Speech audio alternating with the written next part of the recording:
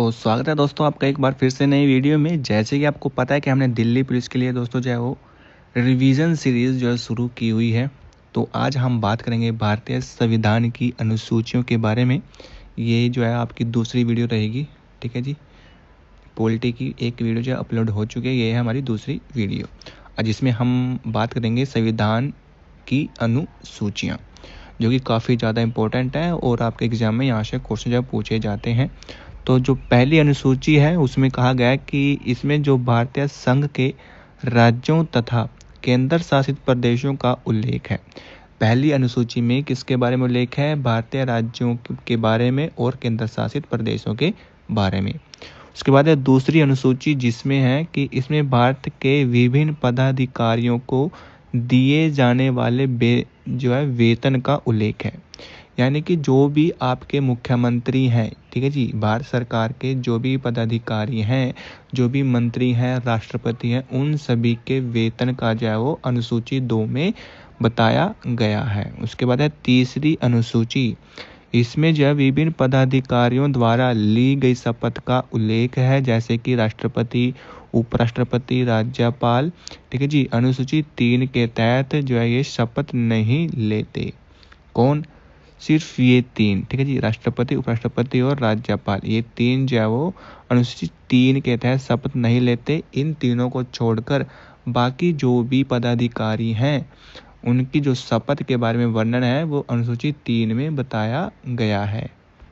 उसके बाद है चौथी अनुसूची, इसमें जो है विभिन्न राज्यों तथा केंद्र शासित प्रदेशों का राज्यसभा में प्रतिनिधित्व का विवरण दिया गया है।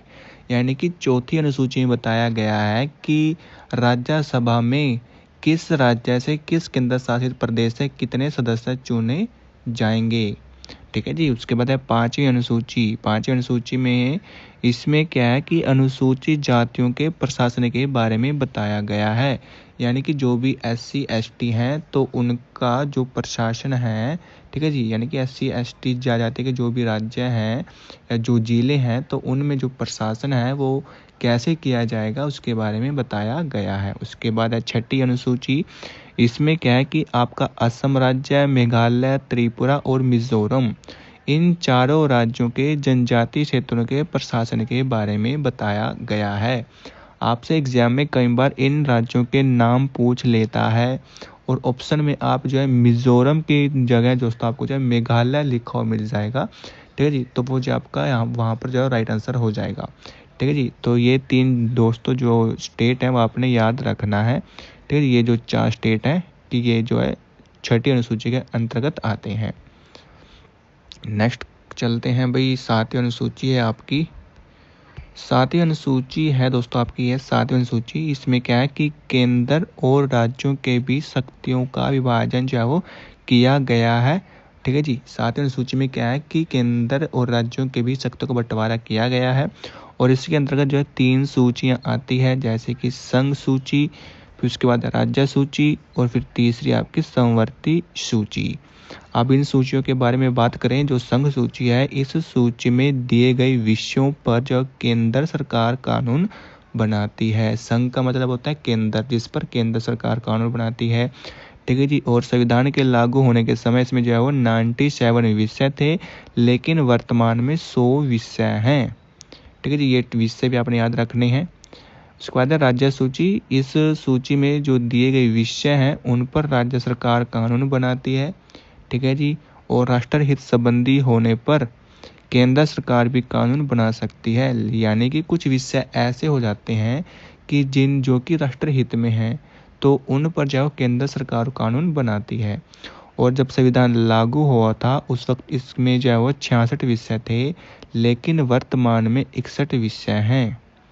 उसके बाद है समवर्ती सूची। इसके अंतर्गत दिए गए विषयों पर जो है वो केंद्र और राज्य सरकार दोनों कानून बना सकते हैं, परंतु कानून के विषय समान होने पर केंद्र सरकार द्वारा बनाया गया कानून ही मान्य होगा।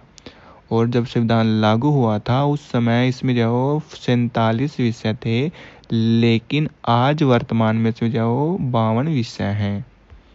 उसके बाद है 8वीं अनुसूची। इसमें कहा गया है कि भारत की 22 भाषाओं का जो इसमें उल्लेख किया गया है। आपकी अनुसूची 8 में। मूल रूप से 8वीं अनुसूची में जो है वो 14 भाषाएं थी, यानी कि जब संविधान बना था तो 14 भाषाएं थी, लेकिन वर्तमान में इसमें जो है 22 भाषाओं का उल्लेख है।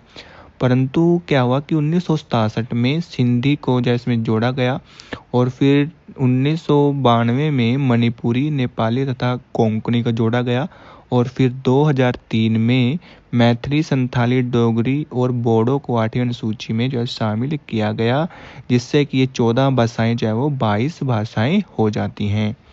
उसके बाद है कि 9वीं अनुसूची। 9वीं अनुसूची में क्या है कि संविधान में यह अनुसूची प्रथम संविधान संशोधन 1951 के द्वारा जोड़ी गई है और यह भूमि सुधार से संबंधित है। आपसे पूछ लेता है कि 9वीं अनुसूची जो है वो कब जोड़ी गई थी, तो ये जो है प्रथम संविधान संशोधन किया गया था 1951 में, जिसमें कहा गया था जो विषय आते हैं वो भूमि सुधार से संबंधित होते हैं।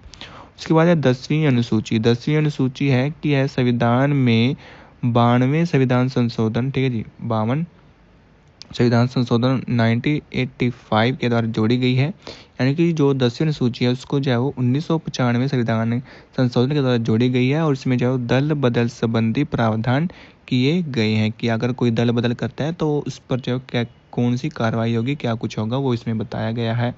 उसके बाद है 11वीं अनुसूची। यह पंचायती राज से संबंधित है और यह जो है 73वें संविधान संशोधन 1992 के द्वारा जोड़ी गई और इसमें जो 29 विषय दिए गए हैं। कई बार आपको जो यहाँ पर 28 भी लिखा हुआ मिल सकता है। अगर 28 और 29 मिले तो आप 29 चूज़ करेंगे, अदरवाइज आप 28 चूज़ करेंगे। उसके बाद है 12वीं अनुसूची। यह शहरी क्षेत्रों के प्रशासन के बारे में है, ठीक है जी। आपको यहाँ पर शहरी ना लिखा हुआ मिलकर आपको जो है यहाँ पर नगम निगम लिखा हुआ मिल सकता है, ठीक है। शहरी क्षेत्रों की जगह आपको क्या मिलेगा, नगर निगम। तथा शहरी क्षेत्रों के जो 18 विषय दिए गए हैं, यह अनुसूची 74वें संविधान संशोधन के द्वारा जो है वो 1992 में जो है जोड़ी गई थी।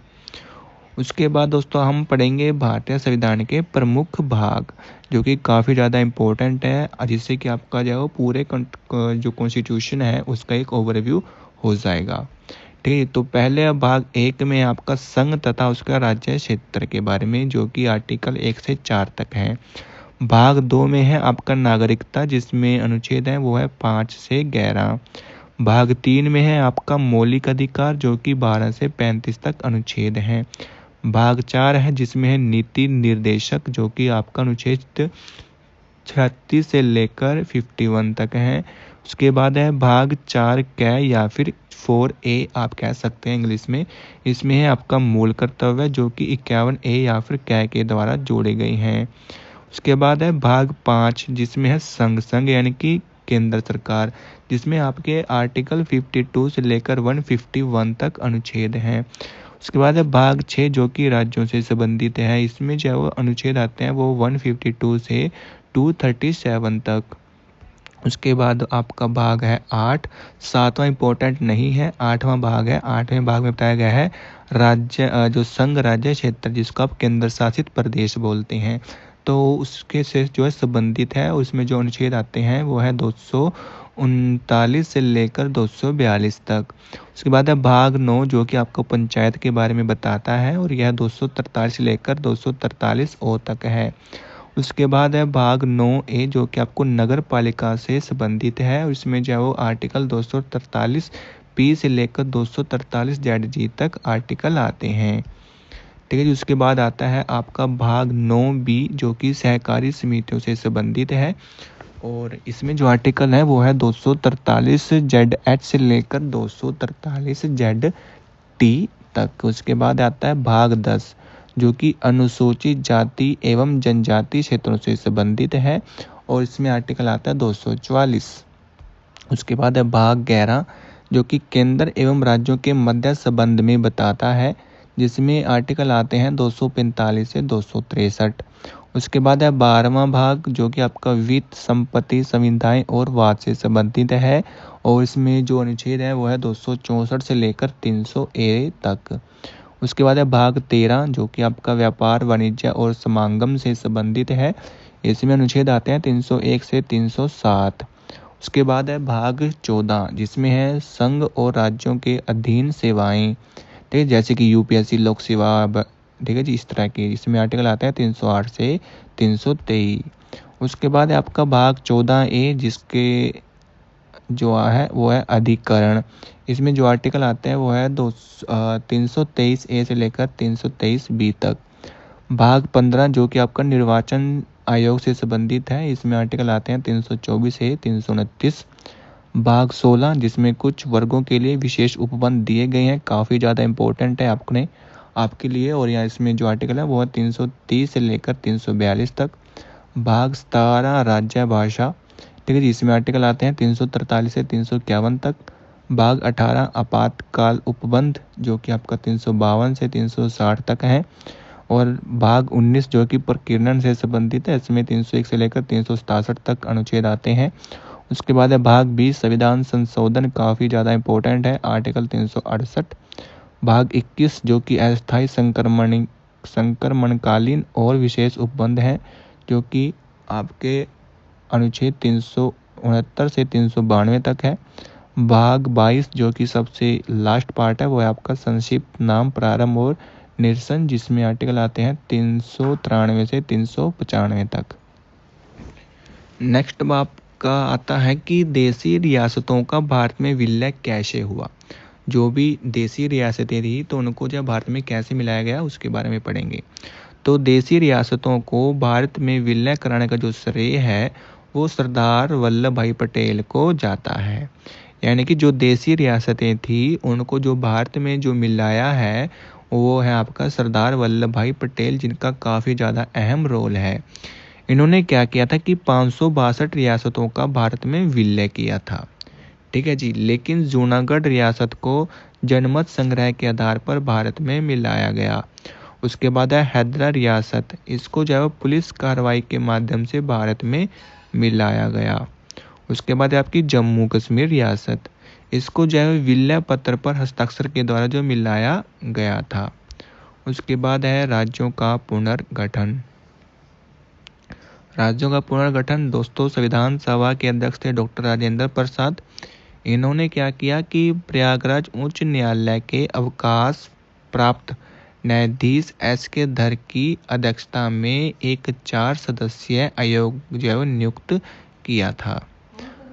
और इस आयोग ने भाषा के आधार पर राज्यों के पुनर्गठन का विरोध किया और प्रशासन सुविधा के आधार पर राज्यों के पुनर्गठन का समर्थन किया। और जो राज्य पुनर्गठन आयोग है ये 1953 में बना था और राज्य पुनर्गठन आयोग के अध्यक्ष थे वो थे फजल अली। ये भी आपने याद रखने हैं कि कौन क्या था, ठीक है जी। नेक्स्ट है आपका कि नए राज्यों का गठन कैसे हुआ, यानी कि जो भी आप राज्य देखते हैं भारत के तो वो कैसे कब बने उसकी डेट ऑफ बर्थ लगा लो कि। तो सबसे पहले आपका आंध्र प्रदेश, तो ये बना था 1 अक्टूबर 1953 को। फिर है गुजरात जो कि 1 मई 1960 को बना। फिर महाराष्ट्र ये भी 1 मई 1960 को बना। नागालैंड 1 दिसंबर 1963। हरियाणा बना 1 नवंबर 1966। हिमाचल प्रदेश 25 जनवरी 1971। सिक्किम बना था 16 मई 1975 को। मिजोरम बना 20 फरवरी 1987। अरुणाचल प्रदेश 20 फरवरी 1987। छत्तीसगढ़ बना 1 नवंबर 2000 को। उत्तराखंड बना 9 नवंबर 2000 को। और झारखंड बना आपका 15 नवंबर 2000 को। और तेलंगाना बना आपका 2 जून 2014 को, जो कि आपका सबसे नवीनतम राज्य है। नेक्स्ट वीडियो में पढ़ेंगे हम दोस्तों प्रस्तावना के बारे में। उम्मीद करता हूँ आपको वीडियो अच्छी लगी होगी। वीडियो अच्छी लगी है तो वीडियो को लाइक कर देना, चैनल पर नए हैं तो चैनल को सब्सक्राइब कर लेना।